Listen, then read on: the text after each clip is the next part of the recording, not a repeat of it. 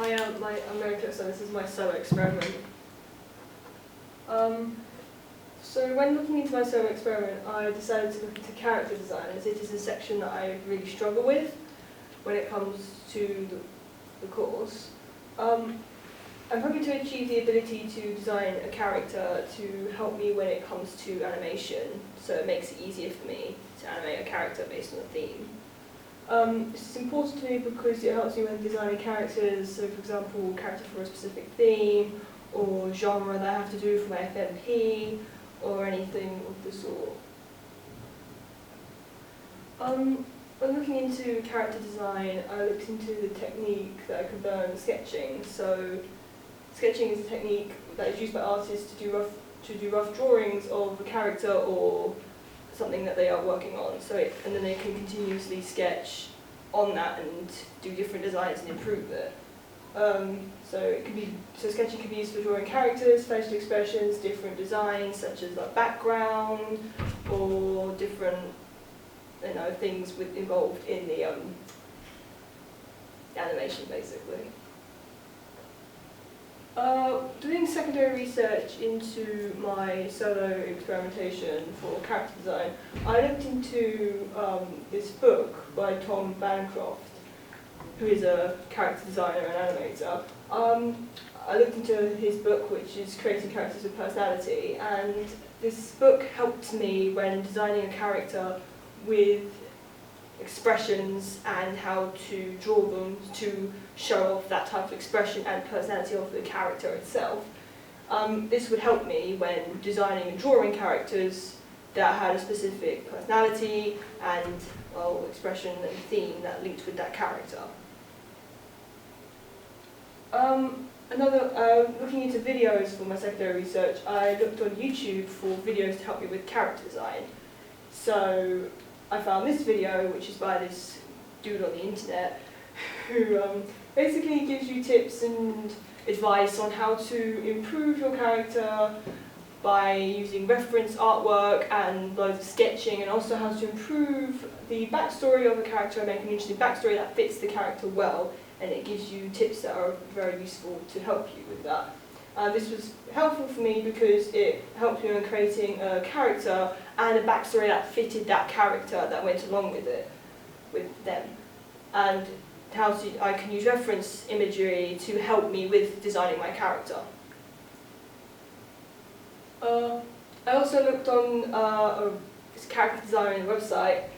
I was looking on this website, I found loads of different artists on the website and different challenges that they did every week or so often based on a specific theme, and they had interviews also on that website with different artists that has done character design as their career and has chosen it as their path. They also different artists have different way of portraying their work, such as some could be really realistic, cartoony, or very, very traditional drawing on pen and paper. An artist that I found on this website was Naomi Romero, and she does this type of artwork here, which is shown in this image.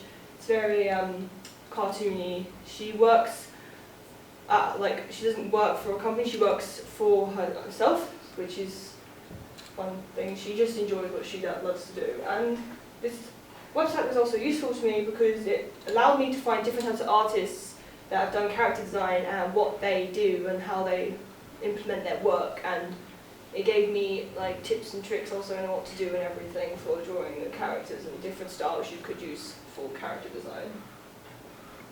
So when looking into character design, I have done my first experiments.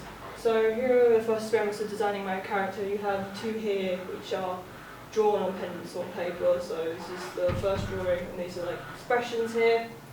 And that's the digital one over there. Research helped me when it came to designing this character because it helped me pick a set theme and design for the character, and I did use reference imagery for designing this character.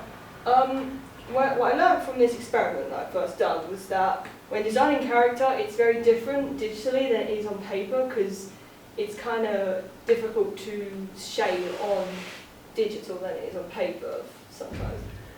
But that but he also taught me that I could go as crazy as I want when designing the character, so I could do anything I wanted, basically. So from primary research I got some feedback for my character. I used Google Forms to get feedback for my character's design and what personality would fit with that character. And the results I got from my survey that I did was on the character's personality and what I could improve on the design of my characters. So one of the responses I got was that his personality was gentle and wise, and different improvements that I could do on the drawings, like the shading that I could improve on with the glowing parts of the character, and what the design fit that character's personality that they chose. So working with my primary research and my feedback that I got from my research was that it improved the design of my character. So like to change the color, keep colours, but to add shading and a bit more detail and different posing to the characters, and work on making the drawing a bit more softer and have a bit more of a glow feel to some of the parts. Also, it helped me by using my secondary research. It helped me do a short story and to keep the personality and the name of the character.